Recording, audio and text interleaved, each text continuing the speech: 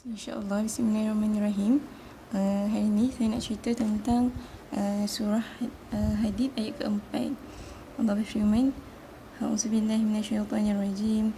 Walladzi khalaqas samawati wal arda fi sittati ayyamin thumma istawa 'alal 'arsy ya'lamu ma yaliju fil ardi wa ma yakhruju minha wa ma yanzilu minas sama' wa ma ya'ruju fiha wa huwa ma'akum aynama kuntum wallahu bima ta'maluna basir. Sadaqallahul azim. Dan Allah berfirman, dialah yang menciptakan langit dan bumi dalam 6 masa.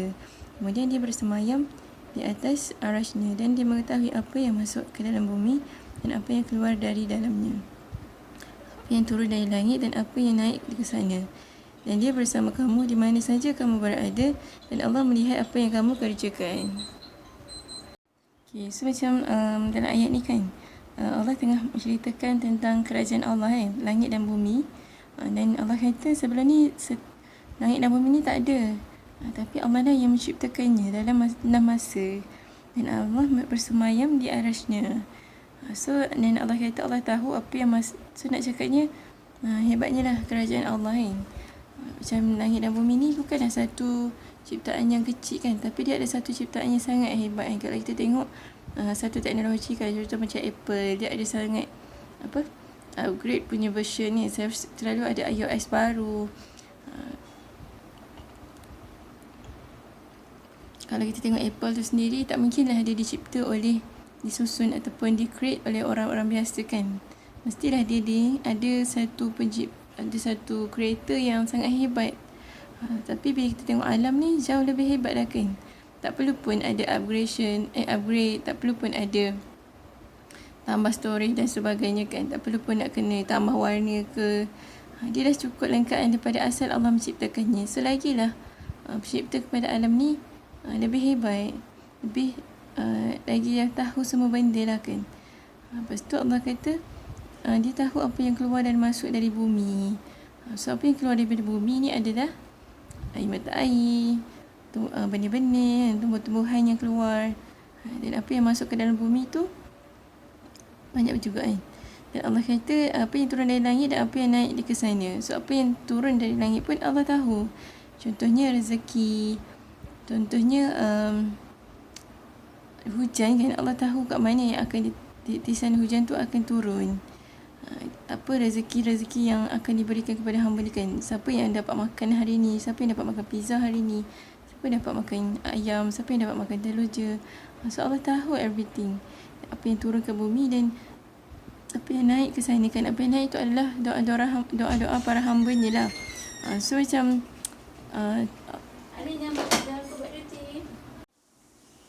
so nak cakapnya macam setiap doa hamba dia tu pun Allah tahu lah kan.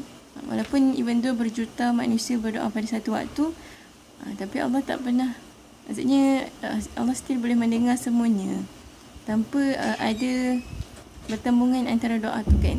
So macam hebatnya lah Allah dalam pengetahuannya. So dalam ayat ni Allah cerita tentang kehebatan kerajaannya dan keluasan pengetahuannya. Tapi peliknya Allah sambung ayat ni dengan wa huwa ma'akum aynama kuntum, dan dia bersama kamu di mana saja kamu berada.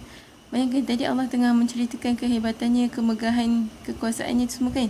Tiba-tiba Allah kata aku bersama dengan manusia, aku bersama dengan para hamba-hamba-Ku kan, di mana saja kamu berada.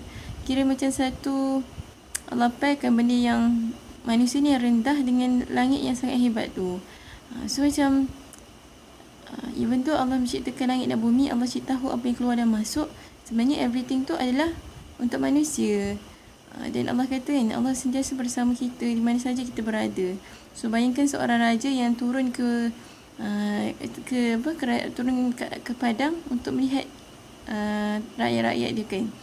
Satu kemuliaan lah kan, kepada penghormatan lah bila tiba-tiba macam Sultan Johor ke datang rumah kita kan untuk tengok keadaan kita. Pelik je kan, tapi itulah tanda penghormatan dia kan. Tapi bayangkan ni Allah sendiri, pemilik kerajaan langit dan bumi ni, yang pemilik segala ilmu tu turun kan. Dan macam nak cakap dia bersama dengan hamba-hamba. So satu kemuliaan dah kepada manusia. Tapi bila mana kita tidak tahu yang Allah sentiasa bersama kita, maka kita rasa macam rendah je lah kat situ. Kita selalu rasa macam kita ni tak ada apa-apa kan, tapi sebenarnya kita sentiasa ada Allah yang nak bersama dengan kita kan. Kita je lah yang one way, macam kita membiarkan Allah saja melihat kita, ataupun kita sendiri pun rasa kan Allah itu bersama dalam hidup kita. So betapa macam sombong dan ego lah manusia bila dia sombong dan ego lah manusia tu bila dia tak care tentang Allah tu kan, tak ambil tahu tentang siapa pencipta dia, tak tahu tentang kepada siapa patutnya dia memberikan seluruh hidup dia ni kan. Dan Allah melihat apa yang kamu kerjakan. Wallahu bima ta'maluna basir. Dan at last apa yang Allah nak tengok dari manusia tu, apa yang dia buat dekat dunia, apa yang dia habiskan masa dia, apa yang dia besar-besarkan dalam hidup dia tu kan. So macam sebabkan Allah ni maha hebat dengan kerajaan-kerajaannya, dengan ilmunya, maka patutnya lahirlah ketundukan dalam hati tu yang membuatkan kita ni akan lagi meminta kepada Allah, lagi berserah kepada Allah tu, dan tak ada tujuan lain akan hidup kita ni melainkan untuk mendapat redha Allah tu.